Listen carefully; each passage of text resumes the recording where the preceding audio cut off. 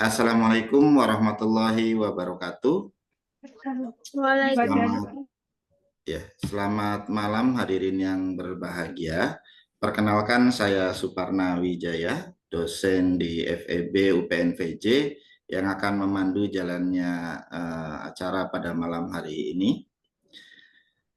Membayangkan Indonesia sehat di masa depan bukan sekedar mimpi. Ini adalah visi yang dapat kita wujudkan melalui kebijakan kesehatan masyarakat yang berkelanjutan. Mari kita mulai perjalanan menuju visi tersebut dalam diskusi hari ini dengan topik Sustainable Public Health Policy in Indonesia. Adapun narasumber kita pada hari ini adalah Bapak Dr. Ferry Irawan, yang merupakan ahlinya ahli, core of the core di bidang kebijakan publik, Pak Fer. Sedikit saya bercerita latar belakang beliau. Mungkin kalau latar belakang pendidikan banyak banget beliau ini memang hobi kuliah gitu ya. Tapi terakhir aja itu beliau baru menamatkan doktoral di bidang ilmu akuntansi dari Universitas Padjadjaran. Pengalaman beliau di pemerintahan dari tahun 2001 sampai dengan 2016, kemudian sebagai dosen dari 2016 sampai dengan sekarang. Baiklah, waktu dan tempat saya persilakan kepada Bapak Ferry Irawan. Silakan, Pak. Baik, terima kasih Pak Nana. Izin Pak, apakah suara saya dapat terdengar? Clear, Pak? Aman? Ya, baik. Baik, yang terhormat Bapak dan Ibu serta rekan-rekan peserta webinar ya, mohon izin saya sebagai pembicara cadangan ya. Bicara cadangan. Jadi kita akan bercerita mengenai apa itu sustainable public health ya, dan kemudian kenapa sih kita perlu untuk mengetahui atau merencanakan sustainability atau keberlanjutan dalam kesehatan atau dalam bidang ilmu kesehatan gitu ya. Izin karena ini saya tidak mempersiapkan PowerPoint ya, Pak Nana ya, mohon maaf sebelumnya. Ya, jadi mungkin latar belakangnya adalah yang pertama, kalau kita lihat beberapa tahun terakhir ini memang banyak sekali aktivitas ataupun kegiatan kita yang tidak luput dari berbagai macam gangguan kesehatan gitu ya.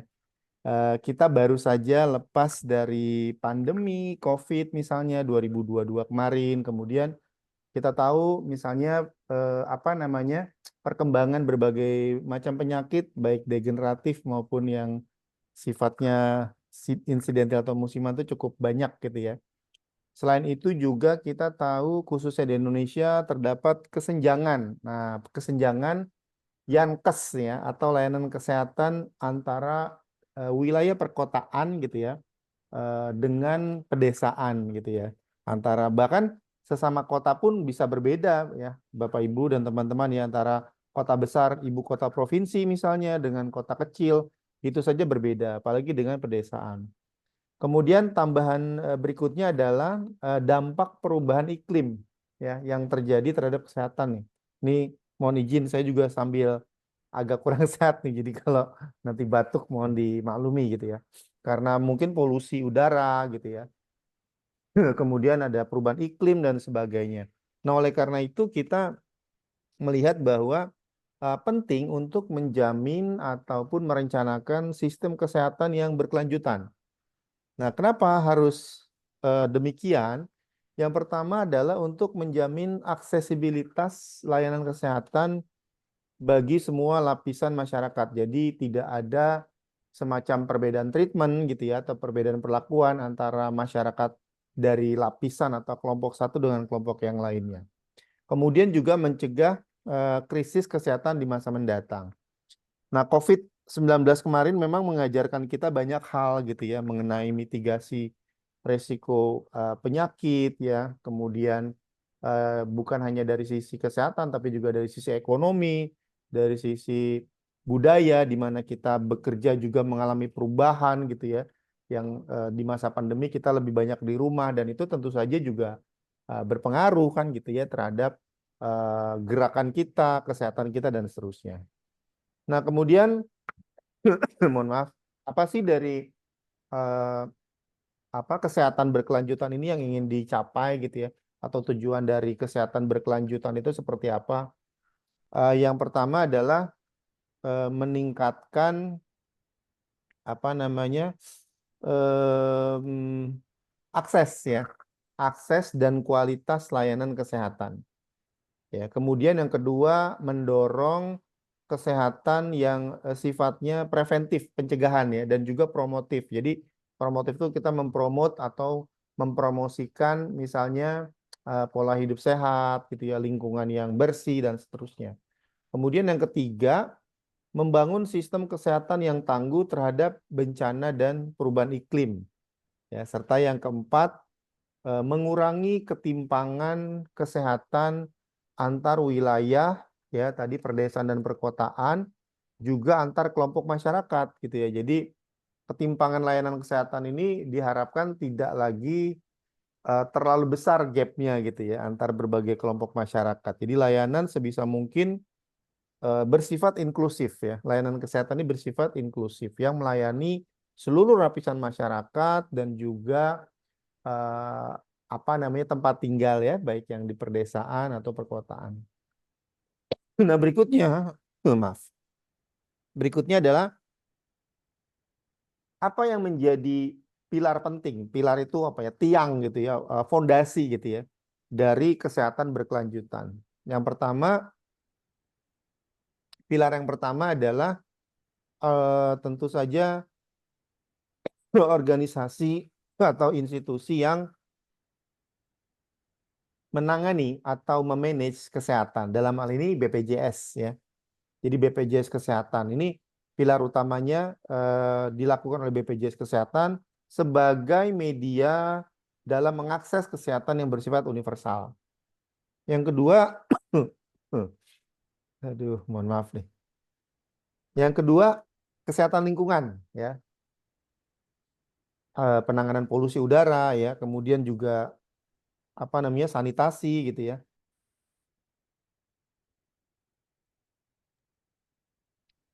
Nah, selanjutnya yang ketiga, society empowerment atau pemberdayaan masyarakat. Misalnya meningkatkan peran sentral dari posyandu gitu ya, dan juga kesehatan yang berbasis komunitas.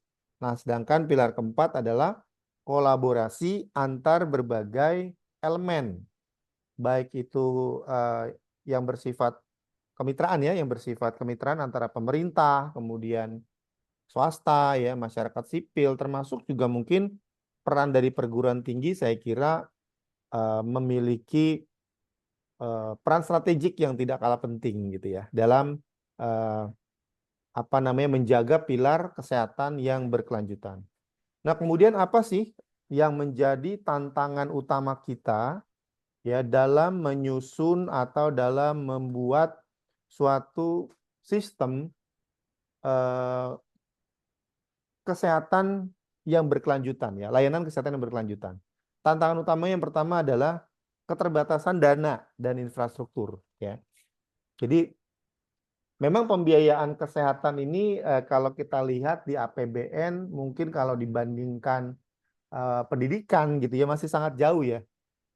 Kalau saya tidak salah itu mungkin masih di bawah 10% gitu ya dari APBN yang tahun ini tahun berjalan ya tahun 2024 5 atau sampai 7% gitu ya. Jadi masih sangat rendah. Kenapa masih sangat rendah? Karena ya memang dengan APBN yang kita miliki tentu pemerintah harus memprioritaskan gitu ya. Memprioritaskan pada banyak aspek ya. Kita punya rencana pembangunan infrastruktur, kita punya rencana peningkatan kualitas pendidikan dan seterusnya sehingga memang dana ataupun alokasi anggaran untuk kesehatan ini boleh dibilang masih rendah. Kemudian yang kedua, tantangan yang berikutnya, Bapak Ibu dan teman-teman sekalian, adalah distribusi tenaga medis yang tidak merata. Nah, ini sudah menjadi semacam rahasia umum gitu ya. Tenaga medis mungkin khususnya tenaga dokter gitu ya, dan tenaga kesehatan pada umumnya, para medis itu banyak sekali terkonsentrasi di kota besar gitu ya. Di kota besar, khususnya mungkin di Pulau Jawa gitu ya. Nah, ini menjadi satu permasalahan. Kenapa? Karena dengan terkonsentrasinya eh, medis dan juga para medis di eh, wilayah tertentu, ini tentu menyulitkan dalam eh, memanage atau mengelola bagaimana memberikan layanan kesehatan yang berkelanjutan, yang lebih sistematis dan merata serta berkeadilan gitu ya. Dan yang ketiga tantangan kita adalah saat ini adalah perubahan iklim ya teman-teman.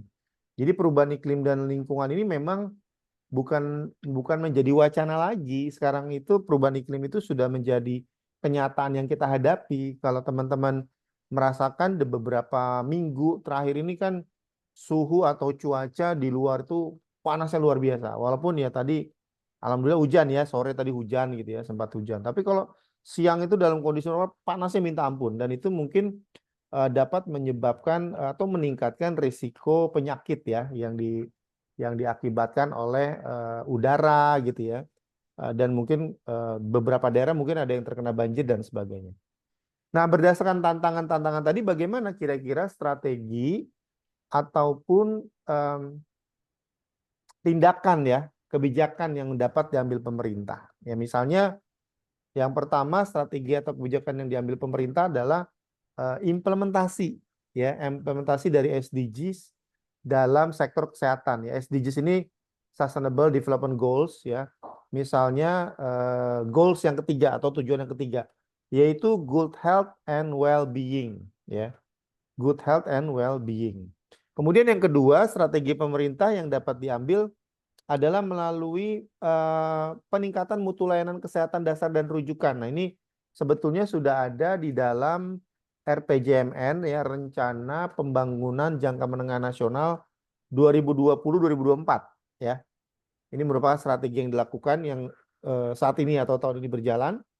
Kemudian yang ketiga bisa pemerintah juga dapat melakukan kolaborasi dengan berbagai instansi atau institusi atau organisasi baik itu regional maupun internasional ya. Misalnya dengan WHO gitu ya. Organisasi-organisasi atau lembaga riset terkait kesehatan dan seterusnya. Ini bermanfaat untuk penguatan respon terhadap kemungkinan pandemi di masa depan, ya, kemungkinan ya, dan krisis kesehatan lainnya. Nah, lantas setelah pemerintah memiliki strategi, ya, memiliki kebijakan, kemudian apa yang bisa dilakukan gitu ya oleh pemerintah, oleh masyarakat ya, tadi kan oleh pemerintah. Nah, sekarang nih masyarakat itu bisa melakukan apa nih gitu ya? Atau di sektor swasta kira-kira apa nih yang bisa dilakukan? Yang pertama adalah peran dari masyarakat secara umum ya, termasuk kita mendorong gaya hidup sehat ya, mendorong gaya hidup sehat dan inisiatif preventif. Jadi ini mendorong gaya hidup sehat ini mungkin mulai dari berolahraga gitu ya. Walaupun mungkin saya sendiri juga termasuk yang tadi ya agak kurang stabil gitu ya olahraga ya, menjaga pola makan mungkin ya. Kemudian hindari stres gitu ya. Hindari stres mungkin bisa membuat kita secara individu juga sehat ya, baik fisik maupun mental. Yang kedua, tentu saja sektor swasta juga dibutuhkan partisipasinya ya dalam layanan kesehatan. Jadi kita tahu bahwa layanan-layanan kesehatan yang disediakan oleh pemerintah mungkin masih sangat terbatas gitu ya. Kalau mungkin di kota besar yang ada rumah sakit rujukan provinsi atau nasional, kalau di Jakarta kita mungkin beruntung gitu ya karena kita punya rumah sakit rujukan nasional yaitu RSCM gitu ya, atau mungkin di Surabaya, mungkin di Malang, di Bandung, ya di kota-kota besar ya, di Medan ya, di Makassar itu mungkin beruntung karena pemerintah mungkin di sana hadir dengan bisa memberikan banyak bantuan. Tapi bagaimana dengan daerah-daerah lain nah ya, wilayah-wilayah lain di Indonesia khususnya mungkin di Indonesia Timur ya. Nah, disinilah peran sektor swasta itu sangat strategik sebetulnya dalam upaya mendorong ya atau membantu pemerintah untuk memberikan layanan kesehatan yang berkelanjutan gitu ya, yang artinya memikirkan banyak aspek di dalam pelayanan yang diberikan. Nah, mungkin yang berikutnya peran masyarakat yang dapat diambil adalah misalnya pengembangan startup ya, pengembangan startup dan inovasi ya terhadap teknologi kesehatan ya. Kita mengenal bahwa dengan atau di era saat ini, era Society 5.0, pengembangan ilmu pengetahuan dan teknologi luar biasa. Jadi banyak misalnya pengembangan-pengembangan untuk atau terkait dengan layanan kesehatan ya, untuk mengobati penyakit dan sebagainya. Ada yang sifatnya medis, mungkinnya ada yang sifatnya penggunaan bantuan teknologi. Maka misalnya muncul ilmu bioteknologi atau biomedis gitu ya, yang menggabungkan antara unsur-unsur teknologi dan kesehatan atau dunia kedokteran sehingga berbagai macam penyakit gitu ya kita coba dapat atasi atau dapat dimitigasi lah setidaknya. Nah, itu dari peran kita sebagai masyarakat maupun mungkin sektor swasta. Yang berikutnya, misalkan contohnya seperti apa sih gitu ya? Contoh dari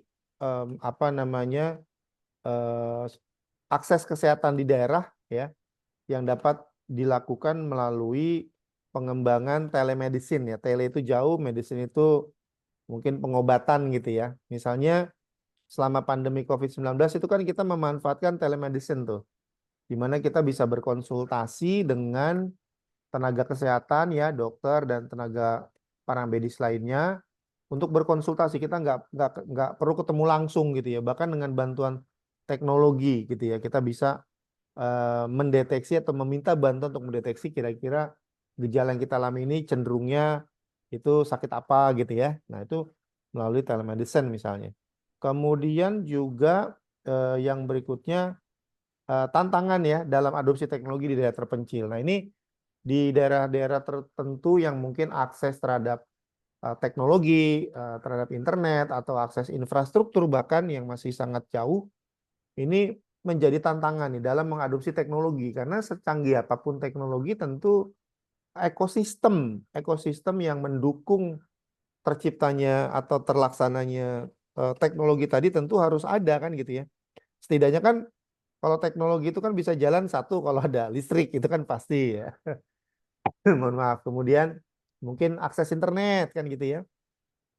WiFi apa dan seterusnya ini juga menjadi tantangan saya kira dalam pemerataan akses layanan kesehatan dalam hal ini untuk mengembangkan telemedicine. Kemudian potensi jangka panjang ya untuk meningkatkan layanan kesehatan di Indonesia ini luar biasa sehingga memang dibutuhkan kolaborasi kontribusi dari seluruh elemen masyarakat. Nah, berikutnya bagaimana rekomendasi nih kira-kira untuk menciptakan suatu ekosistem yang baik dalam mewujudkan layanan kesehatan yang berkelanjutan ya. Yang pertama mungkin antara lain penguatan posisi dari BPJS Kesehatan ya dan pengelolaan pembiayaan yang berkelanjutan nih. Masalah kesehatan ini masalah penting sehingga memang perlu dipikirkan karena kalau kita mendengarkan berbagai berita mungkin ya Bapak Ibu dan teman-teman sekalian bahwa dengan pemberian layanan BPJS itu ternyata menimbulkan masalah keuangan nih ya, masalah pembiayaan. Yang pertama mungkin dari sisi masyarakat, masyarakat harus menanggung, harus membayar iuran BPJS yang mungkin ada sebagian dari rekan-rekan kita, saudara-saudara kita yang mungkin tidak mampu. Tapi di sisi lain juga memang manfaat yang diterima dari BPJS ini sangat besar sehingga kadang kita mendengar juga gitu ya dalam pemberitaan misalnya pemerintah harus katakan menanggung gitu ya atau mensubsidi ya biaya untuk layanan kesehatan karena BPJS yang akan mereimburse atau membayar dari apa yang sudah diberikan oleh rumah sakit kepada kita ya kepada pasien. Kemudian rekomendasi yang berikutnya adalah mengurangi ketimpangan dalam layanan kesehatan ya. Jadi mengurangi gap dengan cara gimana investasi infrastruktur di daerah. Tentu ini juga membutuhkan pemikiran yang luar biasa ya bagaimana agar daerah-daerah khususnya daerah-daerah 3T mungkin ya terjauh terpencil dan T-nya satu apa lagi ya, Pak Nana ya, masih ingat nggak? Nah ini bisa mendapatkan atau memiliki infrastruktur yang memadai kan gitu ya, sehingga layanan kesehatan bisa apa namanya diberikan secara menyeluruh gitu ya, termasuk tadi konsentrasi para tenaga kesehatan ya medis dan paramedis itu juga perlu untuk dibuat sistematikanya kan gitu ya. Saat ini kalau misalnya kita membaca data dari katakan penyebaran tenaga kesehatan yang dikeluarkan oleh Kemenkes ya atau mungkin ID gitu ya, memang paling banyak ya terfokus di Pulau Jawa begitu ya dibandingkan dengan pulau-pulau lain. Bahkan mungkin terkonsentrasi hanya di kota-kota besar, ibu kota provinsi ya atau ibu kota negara ya di Jakarta.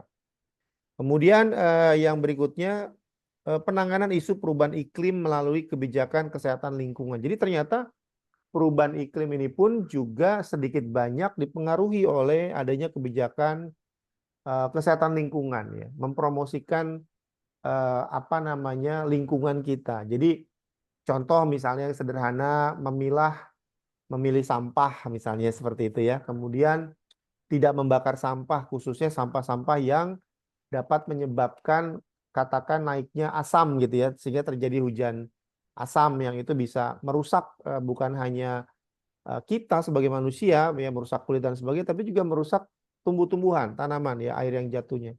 Nah, sehingga memang perlu adanya sinergi antara kebijakan yang terkait dengan lingkungan ya, dengan kesehatan lingkungan maaf, dan kebijakan yang terkait dengan perubahan iklim. Ini adalah sebuah apa ya, hubungan yang sangat simbiosis yang sangat kuat gitu ya. Jadi perubahan iklim ini bisa mengganggu kesehatan ya, lingkungan juga bisa mempengaruhi perubahan iklim. Jadi ini saling terkait satu sama lain. Oleh karena itu memang tidak bisa kita hanya fokus pada menjaga kesehatan pribadi kita, diri kita dengan tadi ya pola hidup dan sebagainya, tapi lingkungan juga harus dijaga agar isu perubahan iklim ini setidaknya bisa kita tahan.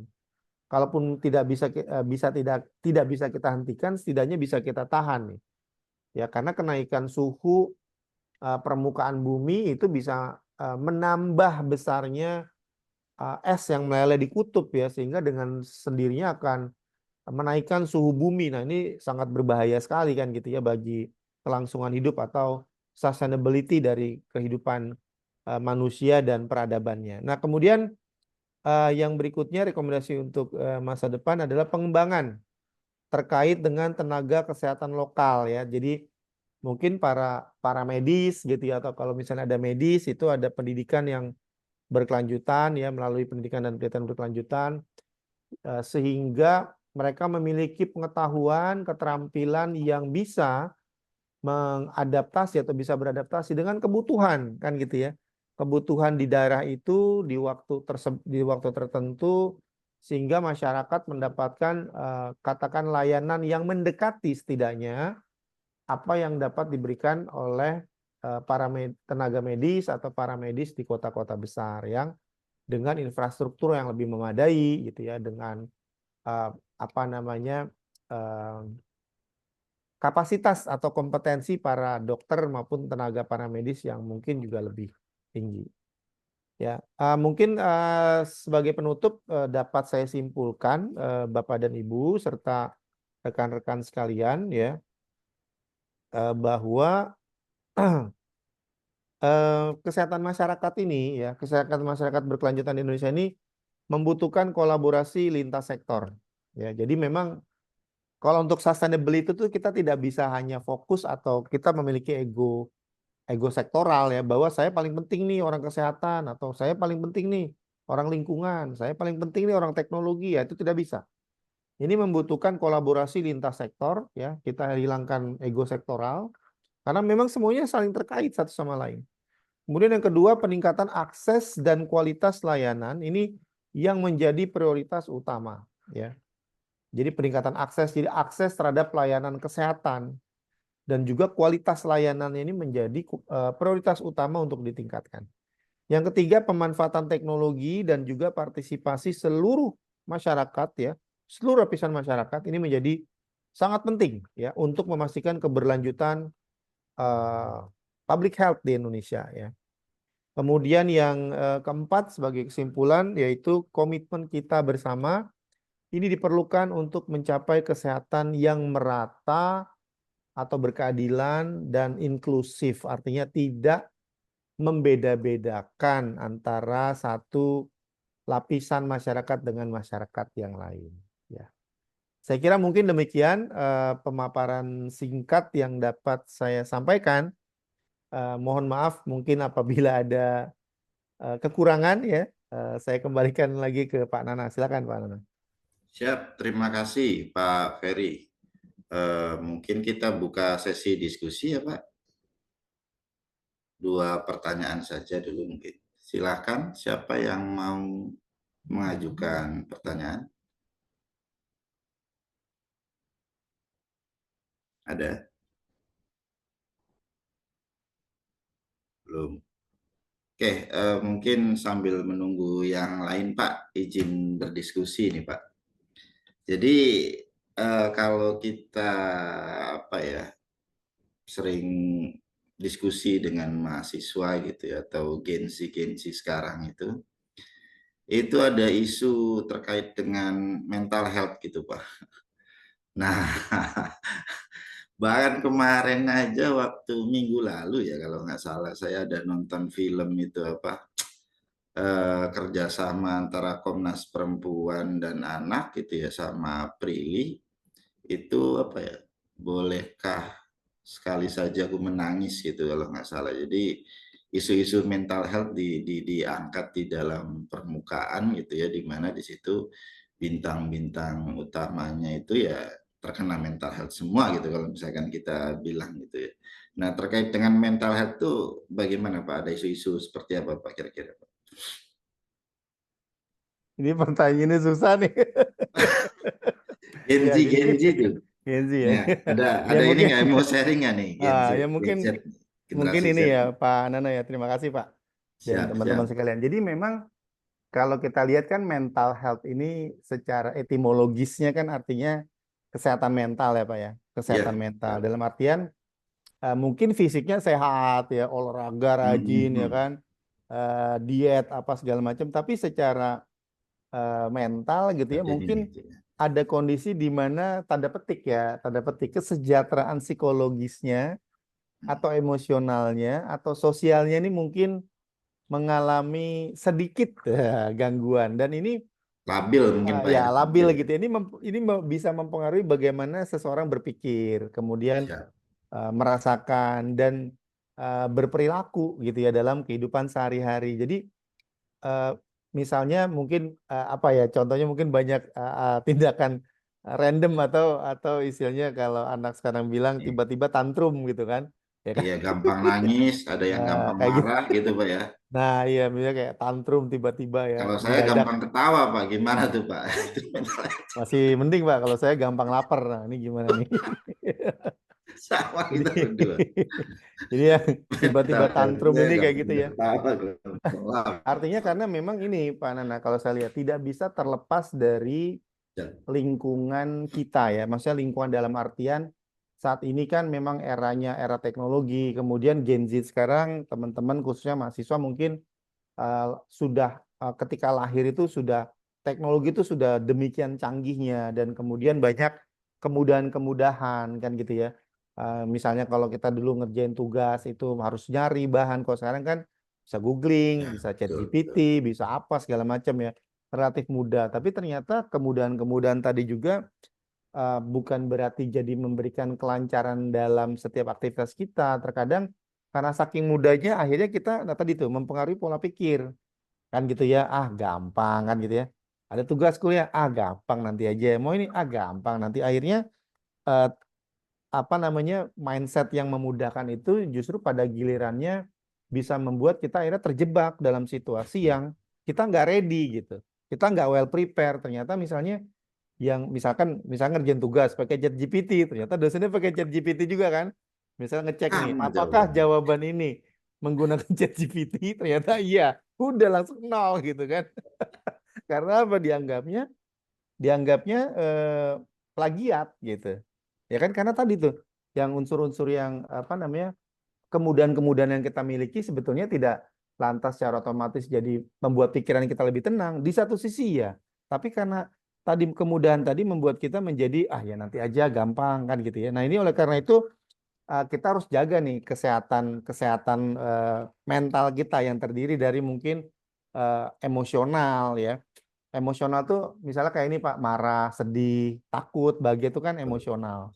Kemudian psikologis. Nah, kalau psikologis ini kemampuan dalam berpikir jernih, positive thinking. Dan dia memang ready atau siap menghadapi tantangan hidup. Itu psikologis tuh ya. Kemudian secara sosial juga sama.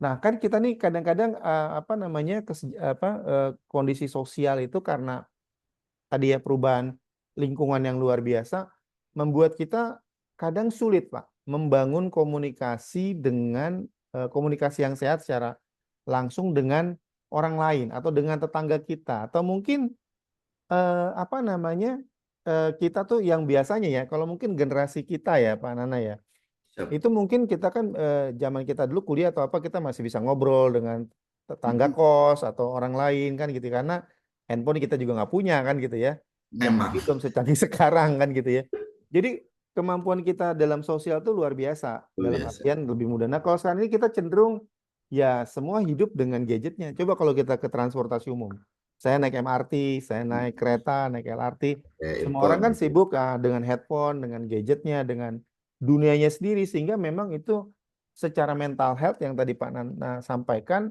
ya tadi orang akhirnya dia sendiri di tengah keramaian cie kayak kayak ini puisi gitu ya dia sendiri di tengah keramaian lagi ramai tapi dia merasa sendiri kenapa karena nggak ada orang nih mau ngobrol sama siapa semua orang sibuk kan gitu atau dia ramai di kesendiriannya dia sendirian dalam kamar ya kan ramai di medsos gitu kan tapi dia sendiri gitu ini yang kemudian pada gilirannya memang ini bukan ilmu saya ya Pak Nana ya dan Bapak Ibu ini saya kutip dari beberapa kawan yang psikolog mereka bilang inilah yang kemudian menyebabkan mental health kita terganggu jadi dari sisi mental dari sisi psikologis dan dari sisi sosial.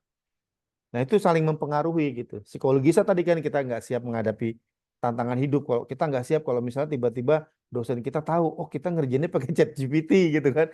Sehingga kamu nih nyontek gitu ya, nol gitu kan. Nah, kita nggak siap tuh. Kan gitu. Sementara itu harus di-maintain gitu. Jadi emang kita emang harus harus menghadapi hal-hal yang nyata dalam hidup, tidak hanya sekedar teknologi itu kan mempermudah saja sebetulnya, bukan berarti kita tergantung pada teknologi. Mungkin kira-kira itu Pak Nana. Mohon maaf Siap, kalau siap. mungkin tidak nyambung ya. Wah, Coba. nggak apa-apa, Pak. Kalau ini ya, mungkin saya sedikit cerita juga terkait dengan film itu ada hal yang apa menarik yang bisa saya ambil gitu. Jadi kalau mungkin kita sering mendengar tuh Pak Fer istilah sharing is caring gitu ya. Jadi kalau ada masalah mungkin ketika terjadi mental health ya sharing gitu, jangan dipendam sendiri gitu ya segala macam ya. Tadi itu gunanya kawan gitu ya.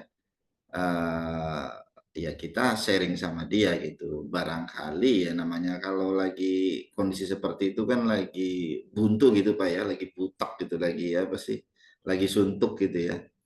Kalau kawan mungkin yang lagi nggak ada masalah kan berpikirnya lebih jernih mungkin seperti itu ya. Oke, kalau yang lain ada yang mau sharing kira-kira ke Pak Ferry atau mau diskusi diskusi pajak boleh ya Pak Ferry ya? Pajak health mungkin atau Waduh. Ajak help. Ya, ya, ya. Ya, ya. ada kawan-kawan? Kayaknya lagi pada ngerjain tugas mungkin nih. Oh Nah, iya lagi ngerjain tugas dari Pak Ferry nih kayaknya. Ya udah, bagaimana Bu oke. Mai? Kita akhiri saja, Pak bagaimana?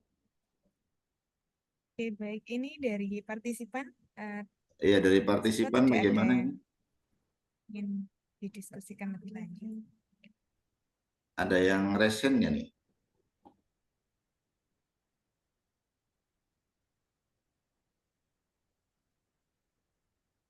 Yes. Ayo, ayo, yuk, yuk, ayo.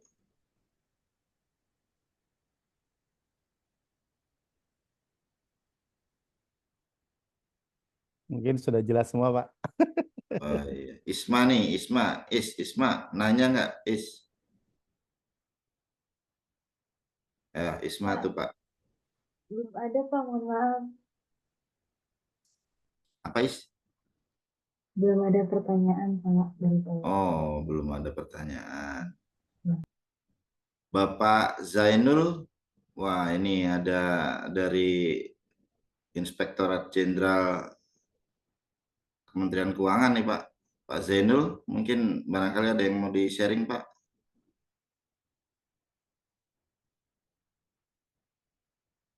Nah, kan Bapak sering ngawasin direktorat lain tuh Pak, mental health-nya gimana tuh Pak?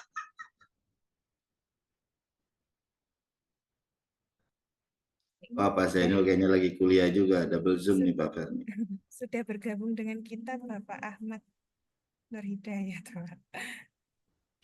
Alhamdulillah, siap Pak. Siap Silakan Pak Pak Ahmad. Nana. Pak Ferry, Pak Suparna, punten mohon maaf sekali. Aduh, luar biasa Siap, siap. ini. Siap Jumat. Pak. Udah dilanjut sama Pak Ferry, lanjut Pak Ferry. Mangga Pak Hidayat, lanjut. Mangga Tadi Pak, saya silakan cuma Pak. ini Pak, stand up comedy tadi Pak. Iya, Wah, siap Silakan Pak. Nana. Silakan Pak Hidayat. saya ikut perintah aja bagaimana Pak Suparna baiknya, Umay, Siap. Pak Ferry. Monggo Pak Ahmad, mungkin menyampaikan terkait dengan materinya yang bisa di-sharing ke kita Pak. Baik, kalau gitu. Bismillahirrahmanirrahim. Assalamualaikum warahmatullahi wabarakatuh. Sahabat semua yang saya hormati, pertama saya harus mengucapkan permohonan maaf sebesar-besarnya ini kepada teman-teman, terutama panitia penyelenggara, generasi peneliti, ya Pak Suparna, Pak Umay, Pak Ferry, dan teman-teman yang lain yang saya kira I owe you your time.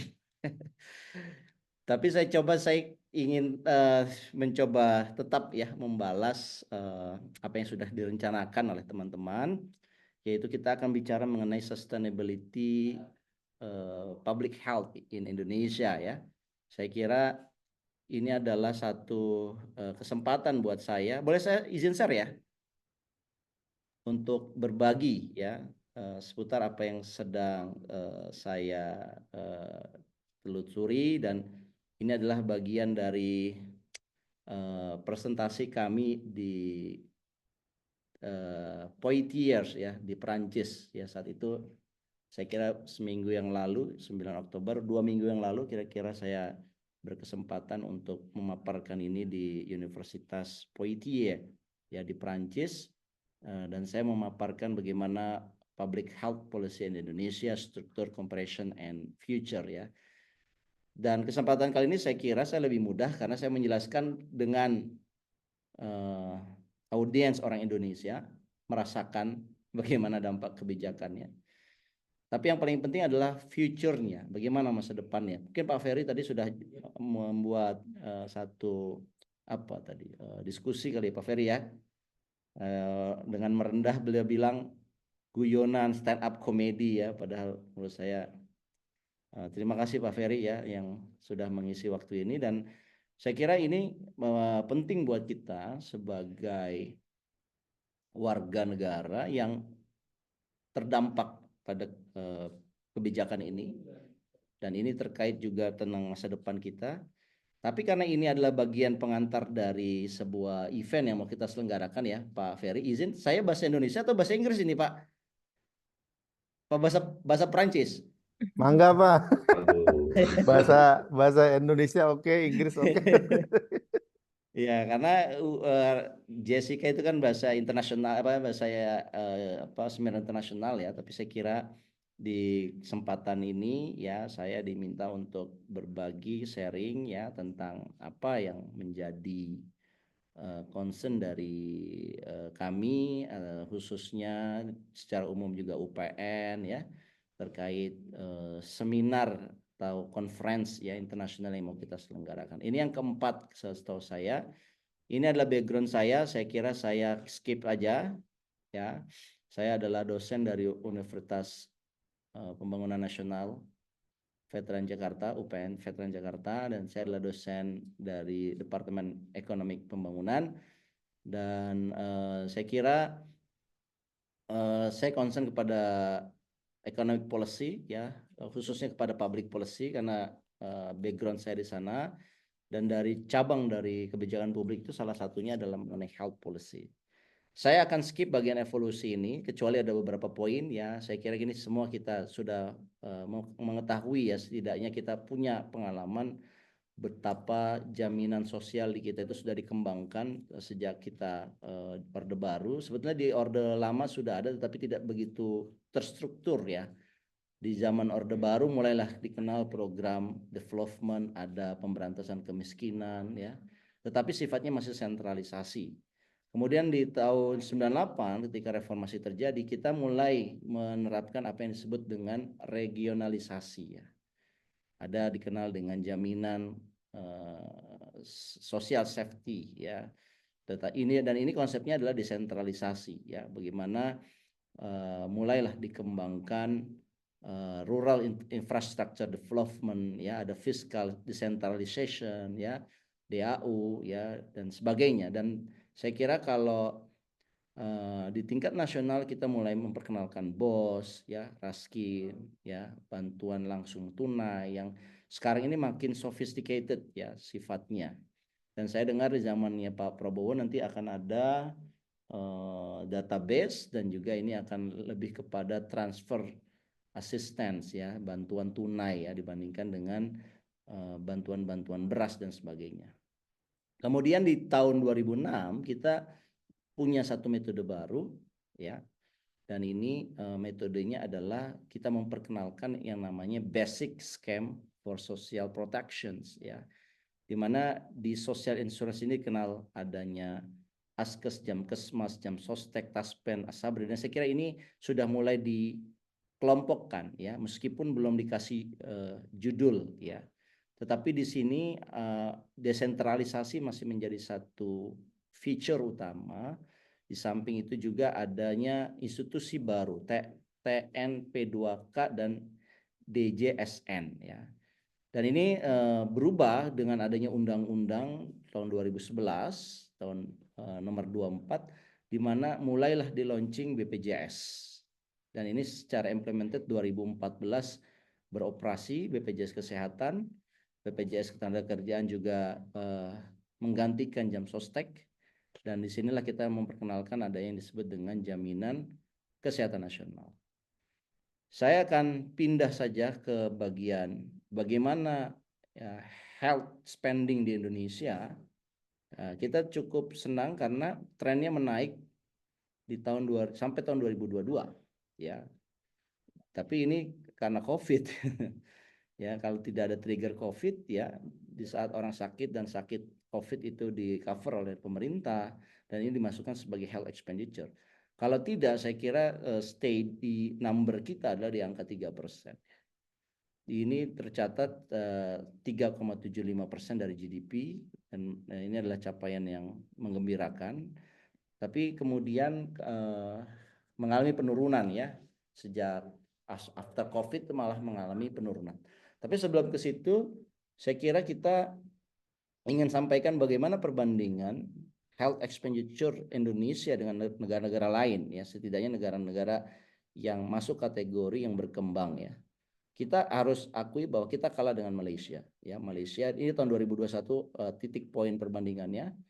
Kita lihat Malaysia di tahun 2021 2,5% dari GDP.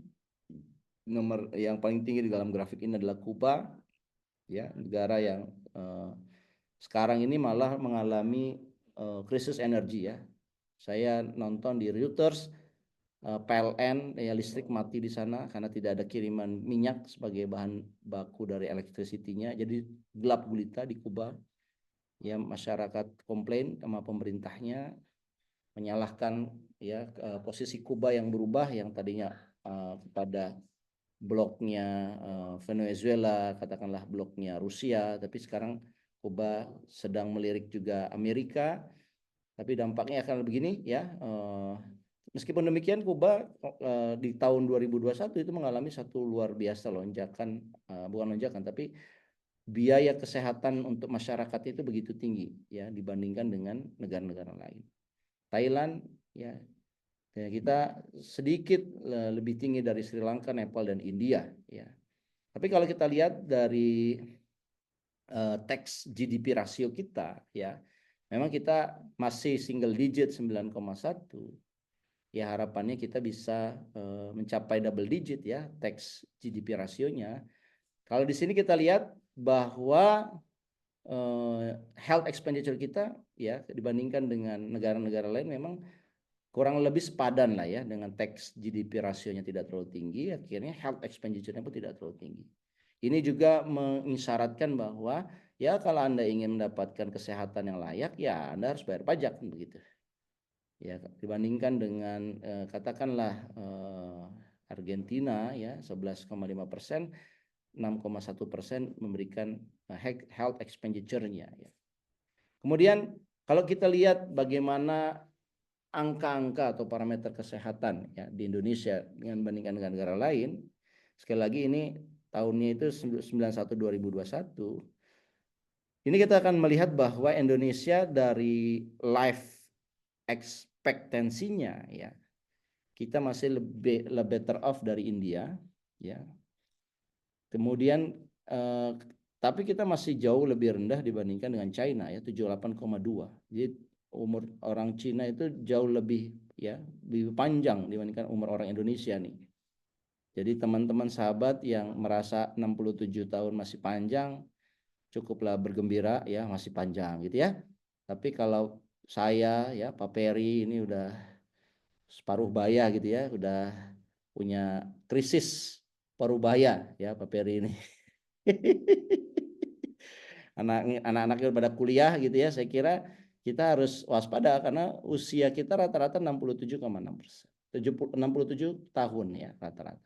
Dan kita mau meningkatkan lagi, tetapi persoalannya adalah ini meningkatkannya kan harus rame-rame, ya, satu populasi ini. Kalau kita ingin meningkatkan ini berarti kesejahteraan kita secara rame-rame harus lebih baik.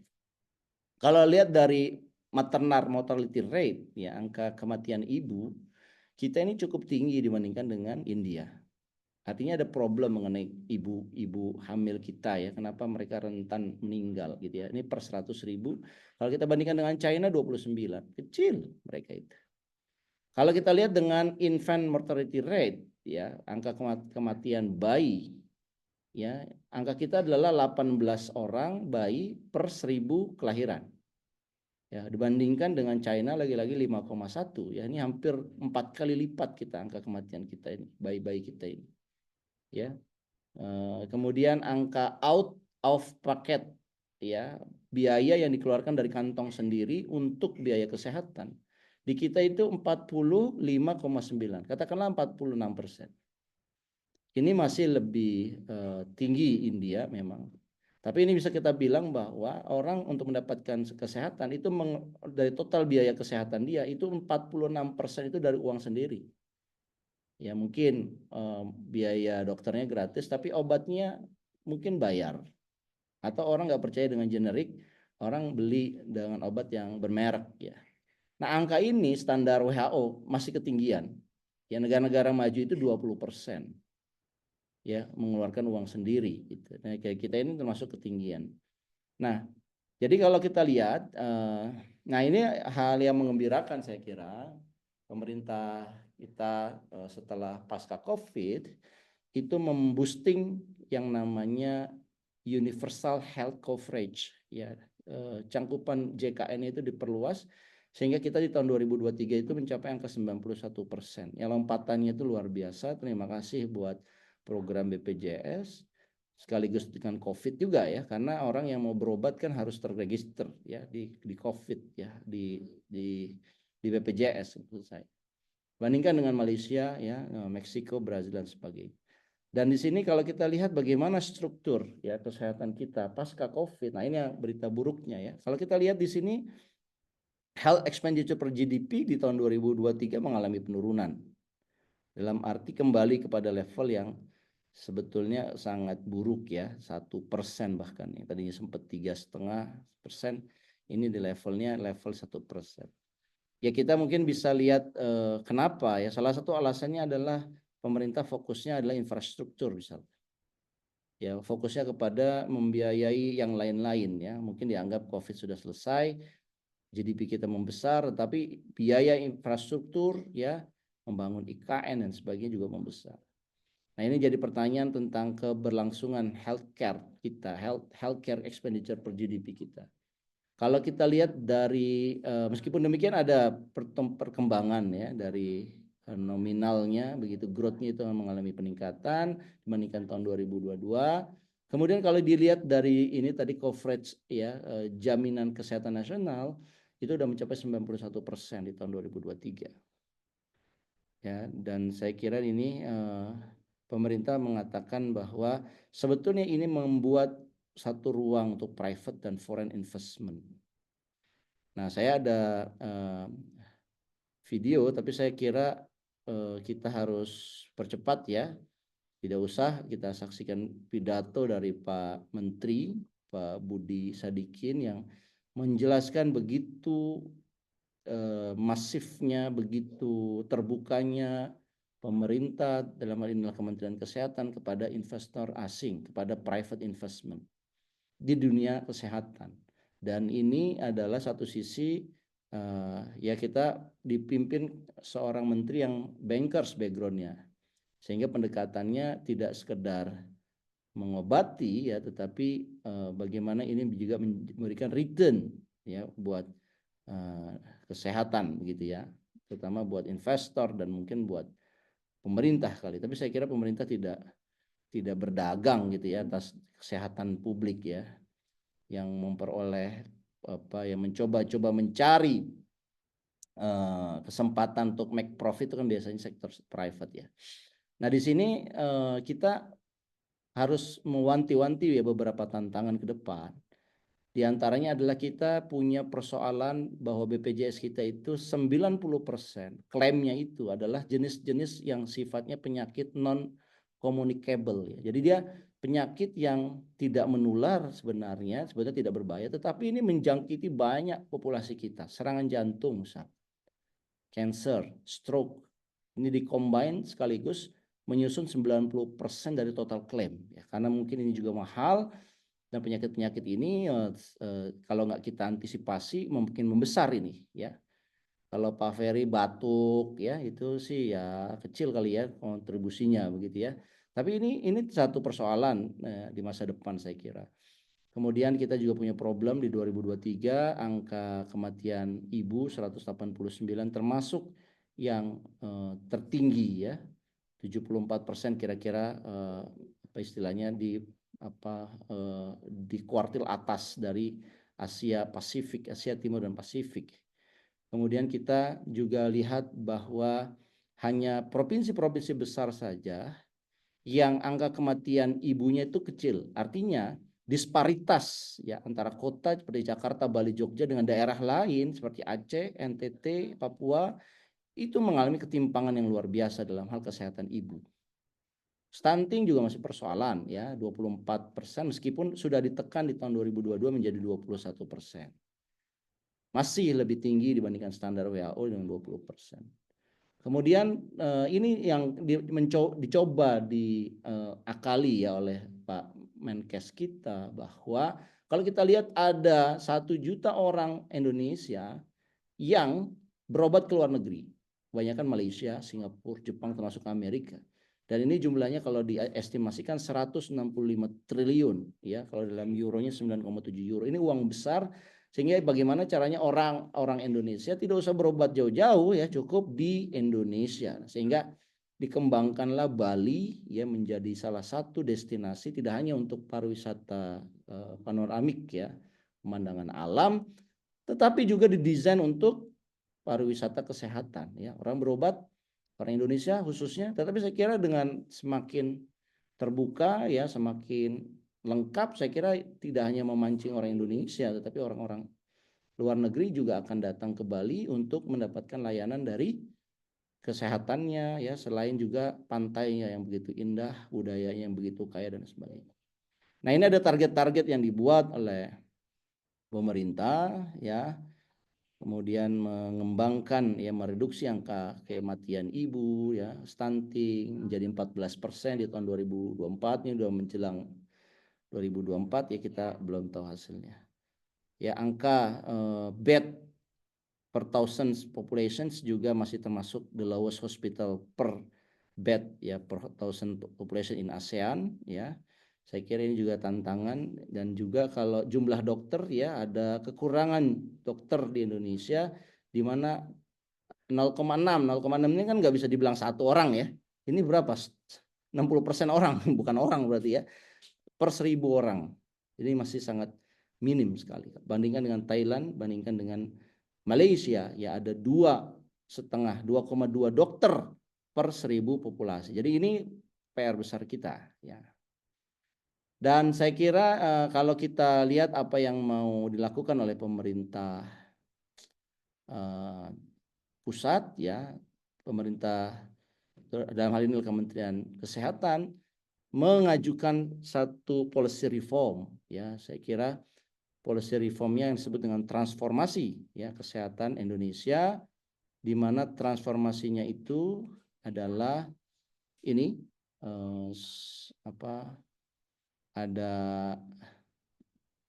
6 pilar ya transformation di bidang kesehatan. Yang pertama adalah primary service transformations, di mana layanan dasar ini mau dipersingkat. Ya, saya kira nanti ke depan tidak ada kelas 1, kelas 2, kelas 3, semuanya flat ya, semuanya mendapatkan layanan dasar.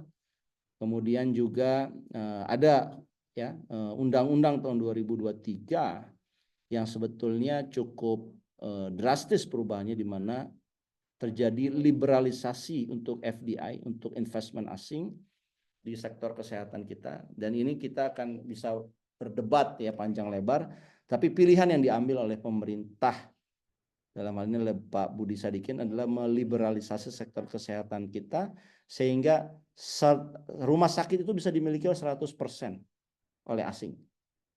Ya. Kemudian mempermudah lulusan dokter dan prakteknya, simplifikasi prestasi praktek. Dan yang menarik adalah digitalization, digital transformations ya. Kalau YouTube-nya kita tonton itu pidato kira-kira awal Oktober, Pak Budi Sadikin itu menerangkan bahwa sekarang sudah ada yang namanya health technology transformations. Apa itu?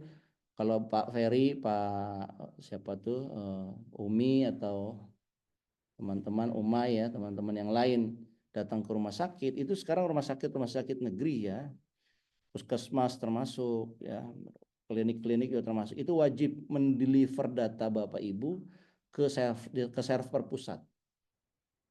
Dan ini sudah dikerjasamakan dengan Elon Musk di daerah-daerah itu. Starlink itu dipakai untuk mengirim datanya dari puskesmas katakanlah di daerah Boyolali atau Kalimantan. Ya, Pak Peri ternyata pengen cek darah dan di kliniknya itu terregister oleh rumah sakit pemerintah oleh negara, maka data gula darahnya Pak Peri itu dikirim ke server pusat. Jadi pemerintah itu akan punya data ya, itu di level kedua. Dari level pertama tentunya data nama, jenis kelamin, alamat, tempat tinggal Pak Peri. Data kedua adalah data kesehatan terbaru, tes kesehatan terbarunya. Kalau habis cek asam urat ya, ini biasanya usia-usia kayak kita ini asam uratnya tinggi, itu kelihatan, itu tersambung dengan database pemerintah secara real time. Dan pemerintah sedang mengembangkan juga yang disebut dengan genomic database. Jadi gen kita, ya genetik kita itu direcord juga oleh negara. Dan pemerintah itu bekerja sama dengan satu startup ya, dari Amerika untuk mendeteksi komposisi DNA dari orang per orang. Jadi tidak hanya database kesehatan kita, asam urat, kolesterol, apalagi ya tekanan darah dan sebagainya, tetapi juga dalam waktu dekat ya pemerintah akan memeriksa komposisi DNA kita. Dengan harapan apa? Harapannya adalah ada sisi baiknya, di mana kalau database-nya lengkap, maka obat yang diberikan oleh provider, health provider ya, dalam ini adalah dokter ataupun rumah sakit, itu sudah sangat spesifik Jadi obatnya nanti nggak lagi dia apa istilahnya generik ataupun apa namanya antibiotik yang massal ya, tetapi udah sangat spesifik treatmentnya sehingga itu memudahkan dari sisi biaya dan juga memudahkan dari sisi orang itu akan mendapatkan obat yang lebih akurat. Tetapi ada kekhawatirannya di sini teman-teman semua. Kekhawatirannya adalah data ini bisa diperjualbelikan. Misalkan kalau database kita sudah diketahui oleh negara dan negara bekerja sama dengan provider asuransi misalkan, kalau kita mengajukan asuransi ketika misalkan kita sudah ada misalkan potensi serangan jantung, maka premi asuransi kita nggak bisa sederhana sama seperti yang tidak punya serangan jantung. Akan ada premi yang lebih mahal. Nah ini kita tahu di dalam market healthcare market itu kan ada asymmetric informasi sebetulnya antara insurance, antara pasien dengan dokter. Nah, di sini ya pemerintah ingin mengurangi gap itu dengan membuat data itu lebih simetrik ya sehingga digunakan oleh banyak stakeholder, tidak hanya perusahaan insurance ya tetapi juga perusahaan obat, para dokter ya. Itu bisa dengan satu agreement tertentu dengan pemerintah ya, mereka bisa membuka data kita dan itu digunakan untuk berbagai keperluan. Tentunya negara berpikirnya untuk kemajuan masyarakat kita ya. Tetapi di sini ada potensi-potensi ya yang perlu kita waspadai mengenai personal data protections misalkan ya. Jangankan data kesehatan ya, data KTP aja kan udah diperjualbelikan di server black server gitu kan. Kalau data kesehatan kita bocor, waduh, kita bisa diprediksi bahkan ya beberapa negara saya baca jurnal itu sudah bisa punya satu virus mungkin sejenis COVID yang bisa menyerang satu genetik tertentu. Dan saya kira waktu zaman COVID kita banyak sekali mendengar di satu populasi kok ini yang punya penyakit atau yang punya komorbid obesitas misalkan lebih mudah terserang COVID. Jadi si COVID itu bakteri ini kan bakteri RNA ya, virus maksud saya. Dia itu mengenal berdasarkan komposisi dari genetik kita. Jadi bisa saja suatu saat nanti ini jadi satu apa istilahnya serangan untuk komposisi genetik tertentu. Gitu. Dan ini saya kira nggak kebayang ini konsekuensinya. Tapi saya tidak ingin menakut-nakuti. Saya kira ini adalah bagian dari kita sebagai akademik. Ya mempertimbangkan banyak perspektif supaya kita mendapatkan banyak gambaran utuh ya tentang perkembangan. Saya kira saya ingin mengakhiri di sini saja. Terakhir keyway ya. Saya kira beberapa hal yang menjadi kesimpulan kita. Yang pertama, kesehatan memang masih low priority ya di kita dibandingkan dengan makan siang gratis, dibandingkan dengan IKN ya. Kemudian kalau kita lihat out of packet dari masyarakat kita juga cukup tinggi. Ini idealnya adalah 20%. Tadi saya sampaikan datanya 46% dari kantong pribadi. Primary healthcare kita ya layanan dasar kita masih butuh perhatian karena ketidakcukupan dari sistem healthcare terutama di daerah.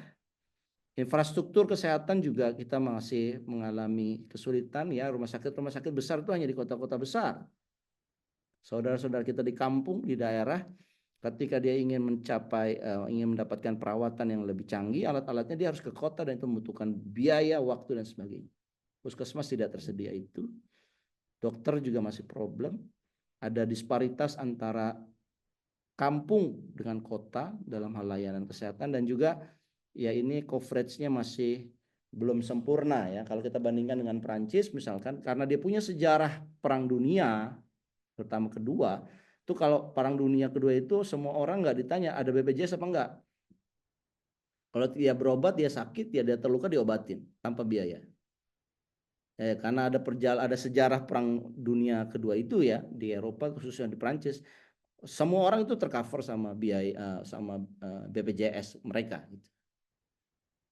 Tinggal mereka ingin naikin nggak, misalkan mereka ingin dapat fasilitas lebih ya tinggal bayar premi tambahan.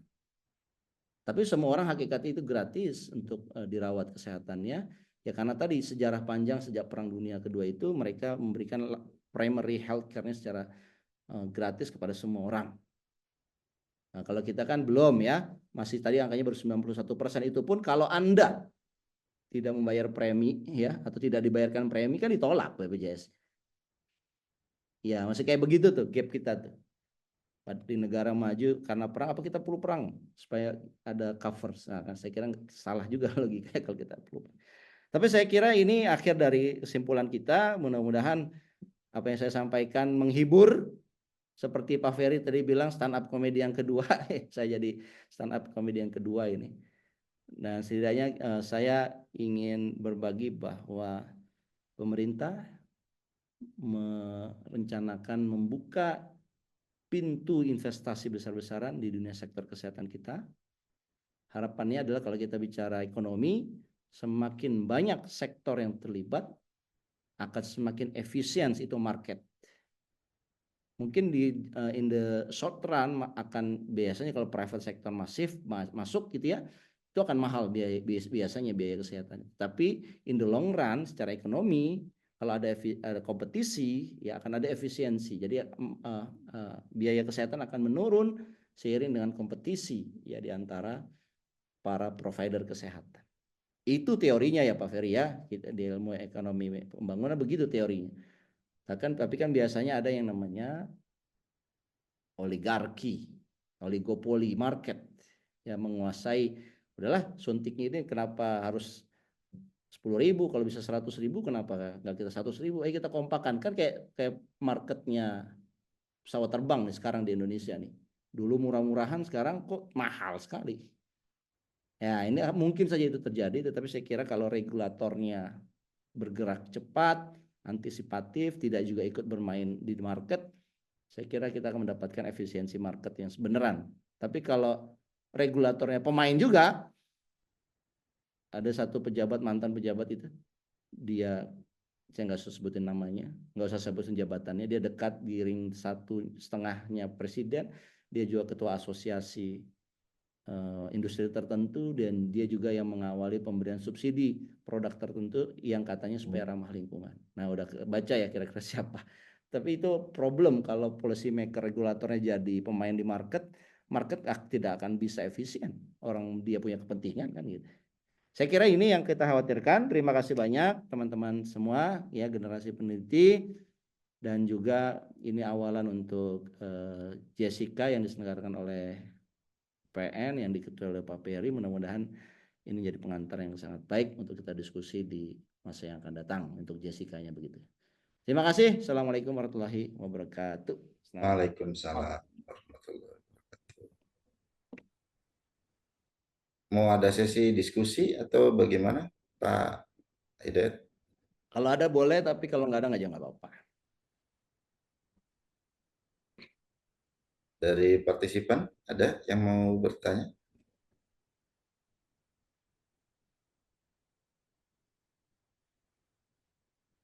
Oh ini Pak, ada Muhammad Rafli, silahkan mic-nya di-on kan?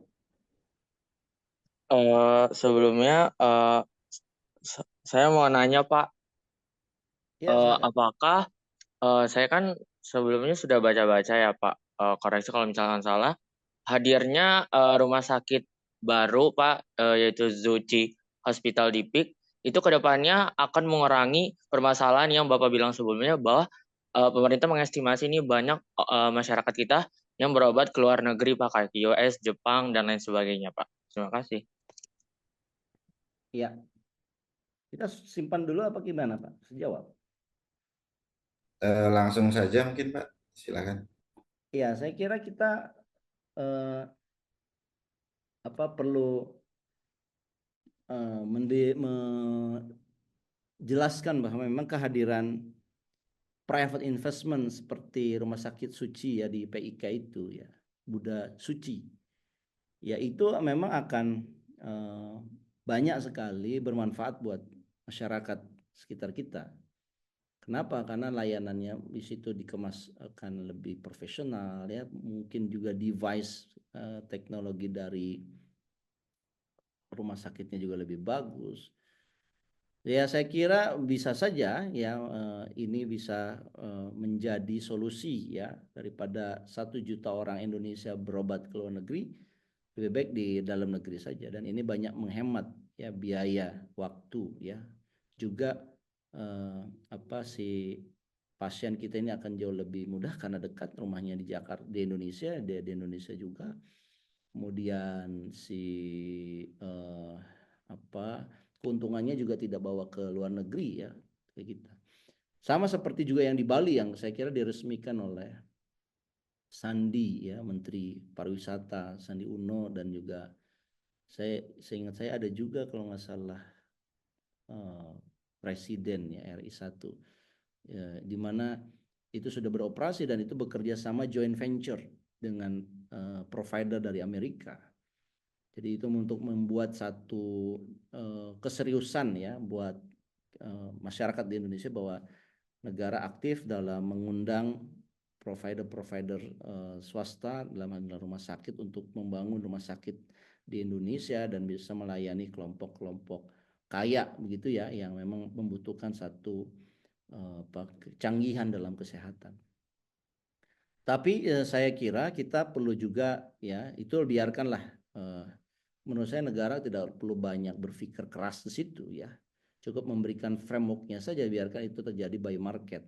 Tetapi yang perlu negara hadir adalah bagaimana pelayanan kesehatan bagi orang-orang yang boro-boro untuk berobat nih, untuk makan aja susah.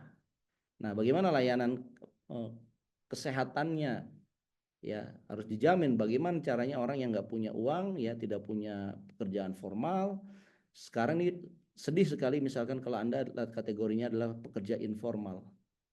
Jam sostek, BPJS kita ada kerjaan Anda tidak ada ya. Kemudian BPJS juga mungkin Anda tidak terdaftar, ataupun mungkin Anda sempat terdaftar tapi karena Anda tidak bayar preminya, Anda kemudian tidak bisa mendapatkan BPJS-nya. Nah, apa yang bisa negara berikan? Menurut saya disitulah peran kebijakan publiknya begitu. Kalau yang besar-besar gitu ya udahlah, dikasih karpet merah, mereka dikasih mungkin insentif sedikit ya, mereka akan melakukan kalkulasinya bisnis. Tapi yang buat saya penting adalah bagaimana ada layanan kesehatan untuk semua orang, termasuk untuk pekerja informal. Layanan kesehatan, layanan keselamatan kerja. Kalau Anda pekerja, Anda punya kecelakaan kerja, Anda enak tercover. Tapi kalau Anda seorang tukang ojek, ya, walaupun ada sekarang di Gojek ada sistem seperti itu, ada diikutkan dengan asuransi kecelakaan kerja. Tapi kalau selebihnya begitu, yang berada yang buka jalan di pinggir-pinggir jalan, ketika mereka ditabrak oleh nauzubillah min zalik gitu ya, mobil, hancur dagangannya, orang juga meninggal, mereka kan bekerja. Tapi sistem kita tidak memberikan akomodasi untuk mereka mendapatkan asuransi. Karena dianggap tidak terdaftar gitu. Nah, padahal yang kayak begini-begini di zaman ekonomi sedang sulit, pelemahan daya beli terjadi, sebetulnya ini lumayan untuk membantu mereka yang sedang kesulitan. Saya kira itu poin yang ingin saya sampaikan. Terima kasih ya, Rafli. Oke, demikian ya, Rafli. Apa mau ada tambahan lagi? Apa sudah cukup? Sudah terjawab, Pak. Makasih Pak Ahmad atas jawabannya. Ya. Oke, siap. Terima kasih juga Pak Ahmad. Mungkin ini kita sudah 20.30 Pak. Ya, siap. Siap. Mungkin ya, kita akhiri saja ya teman-teman sekalian. Oke, mengakhiri seminar ini, mari kita refleksikan kembali bahwasanya kesehatan bukanlah warisan gitu ya, melainkan investasi yang harus kita jaga bersama. Melalui kebijakan yang berkelanjutan, kerjasama yang solid, serta komitmen yang kuat, maka Indonesia yang lebih sehat bukanlah sekedar impian, tetapi tujuan yang dapat kita wujudkan bersama. Terima kasih atas kehadiran dan perhatian dari Bapak, Ibu, dan peserta sekalian. Wassalamualaikum warahmatullahi wabarakatuh. Selamat malam semuanya. Waalaikumsalam. Waalaikumsalam warahmatullahi wabarakatuh. Terima kasih Ya. Pak Ahmad Hidayat. Terima kasih Pak Hidayat. Kita foto bersama Kita sebentar. Dapat ya. salam Pak dari Sehat. Pak Ahmad Taufik sama Pak Hamonangan Aritonang. Dulu mantap. teman SMA katanya Pak. Iya benar-benar. Di mana beliau sekarang? Kalau Pak Hamonangan di DJP Pak. Kalau Pak Taufik udah resign di swasta sekarang. Wah, luar biasa. Siap. Salam Iya, buat mereka semua, siap. Pak. Kebetulan saya teman seangkatan dulu waktu di STAN, Pak. Siap. Oh, gitu ya. Saya hampir masuk stan loh. Udah daftar, udah terima baju loh. Siap. Wah, ini nih. Harusnya ketemu bareng. Kaos saya udah bayar saya. Akhirnya saya Waduh. harusnya saya seangkatan sama Pak Suparna ini. Iya, siap. Oke, mungkin seperti itu dulu, Pak. Kita Pak. bisa bincang-bincang lain waktu di Mohon kampus. izin Terima kasih. Bapak Suparna dan Bapak Ahmad, ini akan ada sesi foto bersama sebentar. Oh, siap. Silakan, Bu Mai. Jadi mohon bantuannya Mbak Bila. Apakah sudah siap? Teman-teman yang ingin on cam silahkan, kami persilahkan. On cam, teman-teman. Oh, Silakan. banyak yang udah live juga. Sudah siap, Mbak, bisa diatur aja. Oke, baik. Silahkan yang ingin on cam.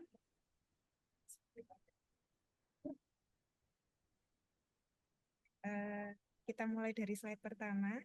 Dalam hitungan 3, silahkan Mbak Dila. 1, 2, 3.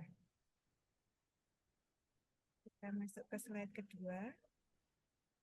1, 2, 3. Slide terakhir. 1, 2, 3. Oke, baik. Sudah cukup sepertinya. Terima kasih Bapak Ibu semua. Terima kasih Pak Suparna, Pak Ferry, Pak Ahmad, dan teman-teman yang sudah bergabung pada malam hari ini. Terima kasih, Ya. Bu Mai. Terima kasih Bu Siap. Mai. Pak Pak Ferry, Ahmad, terima Pak kasih Pak Ahmad. Nana. Siap, Ya. teman-teman sekalian. Izin live. Terima kasih Izin live. semua.